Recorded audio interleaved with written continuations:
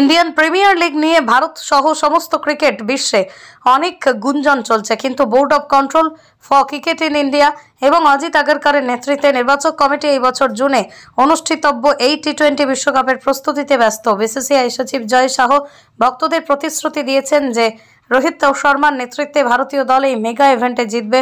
তবে এর জন্য নির্বাচকদের সেরা 15 জন খেলোয়াড় বাছাই খুবই গুরুত্বপূর্ণ।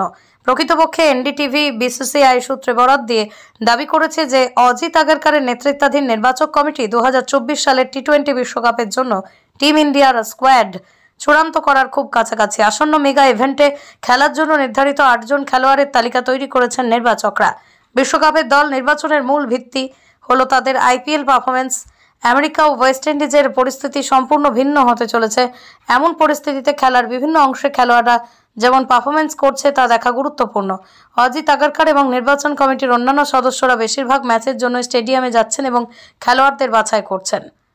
বোর্ড সূত্রে জানায়, অনেক খেলোয়াড় আছে যারা ভালো খেলছে কিন্তু তাদের পারফরমেন্সে ধারাবাহিকতা নেই।